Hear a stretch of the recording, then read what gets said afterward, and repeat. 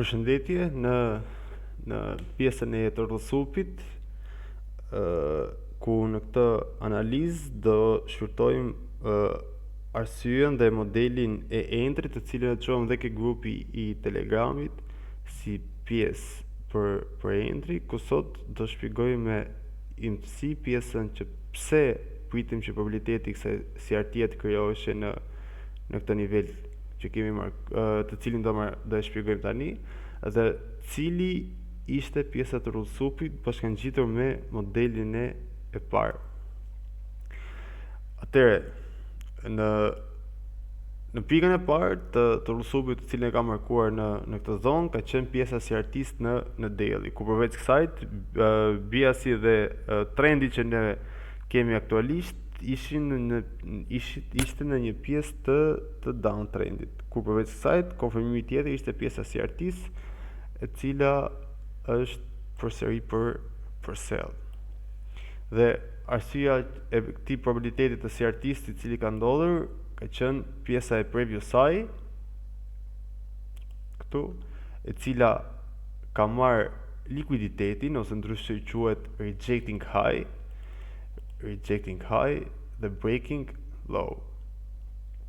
Pjesa se si continuation i trendeve kapet dhe vazhdohet përgjatë kompletimit të tij.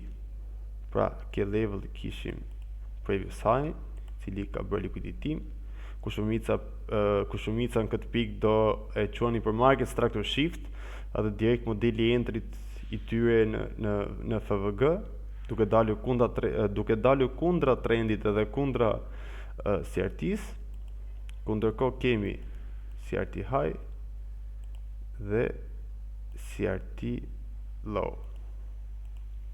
Okej. Nga 4 orari kalojmë në 15 minutë.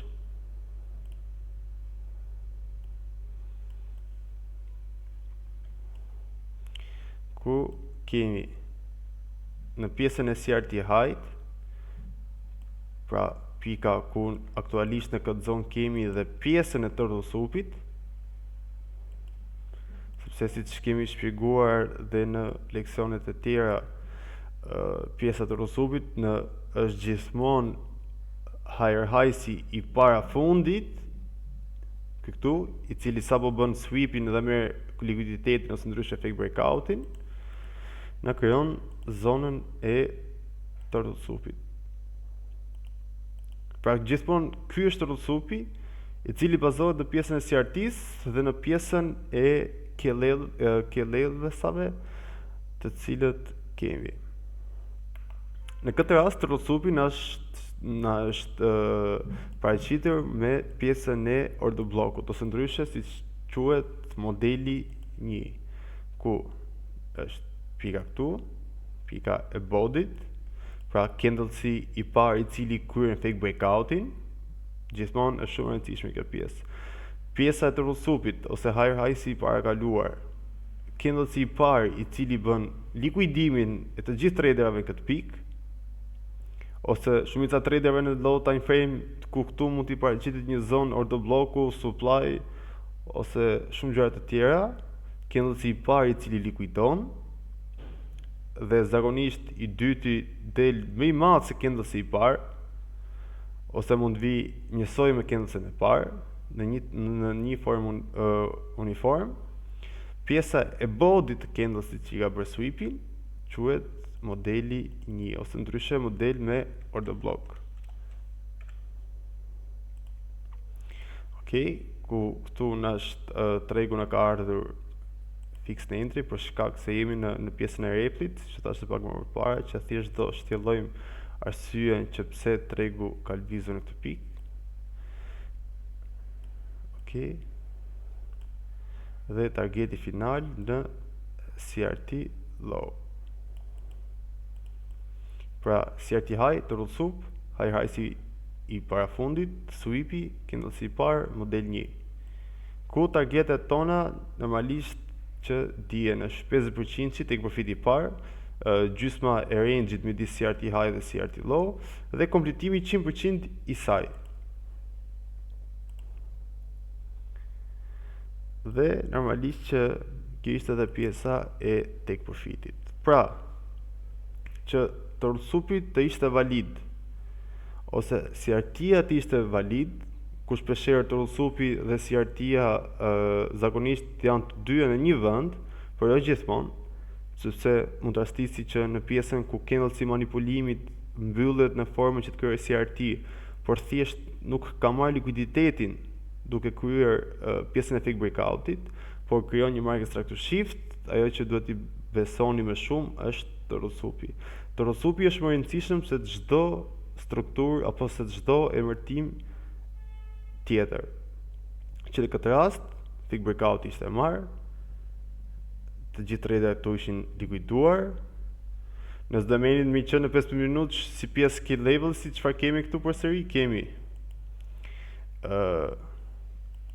previous highs-in e kaluar, ku të gjithë tregtarët do tregtonin në zonën e këtij order bloku, ose mbase një time frame të vogël mund të ishte një FVG ose order block në këtë candlesin e madh, ku gjithmonë tregu në moment që bën sweepin e parë, pristi për reagimin e dytë duke kthyer previous high të kaluar, previous high i cili sapo është krijuar si këtë rast, dhe pika ku tregu i testohet herën e tretë, gjithmonë ju paraqitet me modelin 1, pra modeli me order block.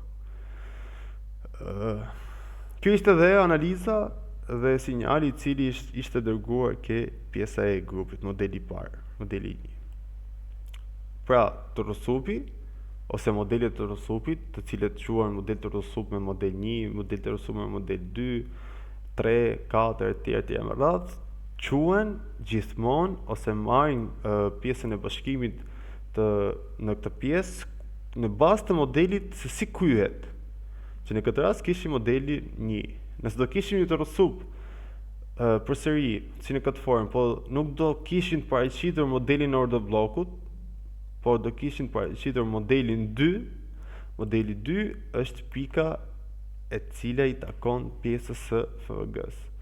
Që do thotë, nëse në pjesën ku është order bloku, nëse do merrni më qenë se këtu do kishte një zonë FVG-je, komplet zona e FVG-s, range i FVG-s së sa është i krijuar, atëherë do e quanim tërësup me model 2, modeli 2 i cili takon modelit me FVG. Dhe nëse do kemi përsëri modelin e radhës, modelin 3, është modeli i cili krijohet entry direkt në tërësup, ku veçoria midis këtyre tërësupave është që nëse tregu nuk krijon model 1, nuk krijon order block, as nuk krijon pjesë të FVG-s, atëherë normalisht retestimi i vetëm dhe i mundur është pjesa e tërësupit, modeli 3. Kjo është shpjegimi i tërësupit në vijat përgjithshme dhe analiza e entrit të cilën ne kryem edhe në pjesën e Telegramit.